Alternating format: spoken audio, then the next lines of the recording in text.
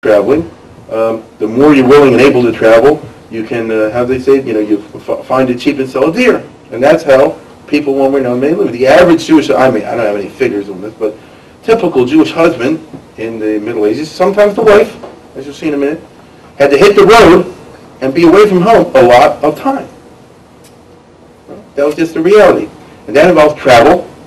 And while travel in the Middle Ages in a host society were very anti-Judaic, anti-Semitic.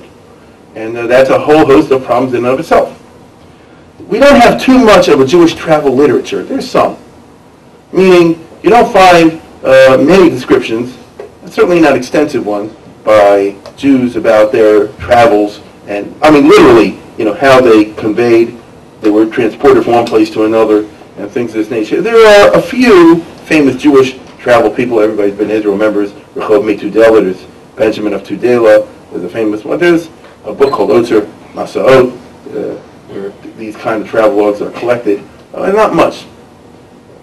Just before the train, in the 1700s, I have a wonderful description that I found for you in English from one of the great rabbis of the 18th century, Yaakov Enden, we don't have a picture of Yaakov Enden, but there's a very famous picture of his father, Chacham Tzvi over there. So that's what a rabbi looked around in the height of fashion year 1700. I mean that really. Yaakov Enden, by the way, like his father, absolutely refused to wear a treifa zach called the three-cornered hat.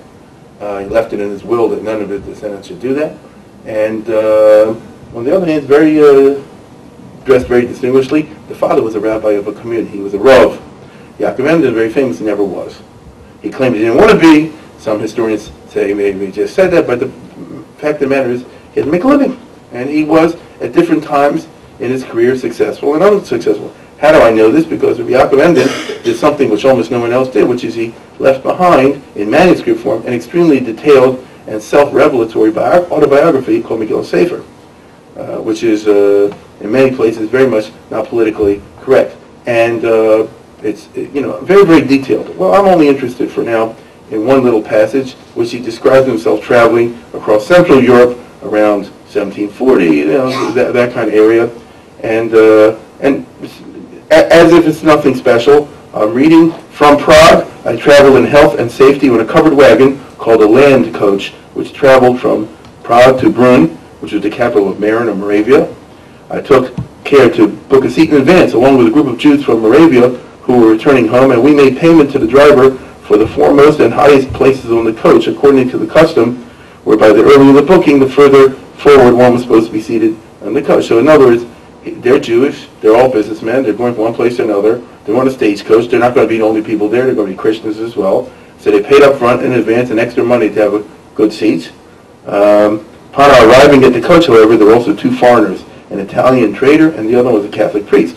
Even though the two came after us, they pushed us Jews out of our original seats among derision and cursing, and the driver couldn't stand up against him, even if he would have wished to, because the driver knew that to do so would be a religious and legal infraction. So even though they paid, but tough luck. And he was thus compelled to hold his peace, the driver was, while we were the butt of various insults from these dreadful men who gave us not a moment's respite. Now mind you, there's like 8 or 9 Jews in the car and 2 non-Jews, but they got the upper hand. We could not fulfill the mitzvah of doing tefillin. With these 2 guys in the car, the atmosphere was so poisoned and so anti-Semitic, we couldn't put our tefillin on, nor were we able to daven, make proper prayers, for they constantly interrupted us, shouting, "You damn wretched Jews." And once a priest, the Bohemia, Prague is a Catholic country at that time, and the other guy's an Italian trader.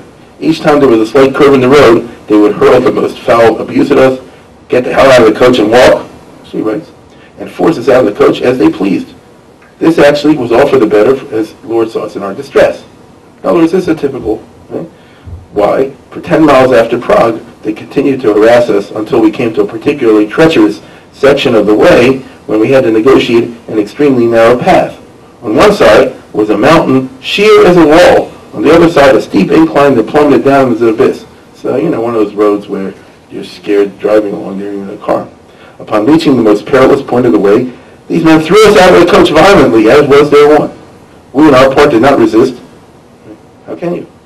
And followed on foot, while they remained safely in the coach. Thus we continued walking at a distance, when the coach suddenly overturned, doubling head first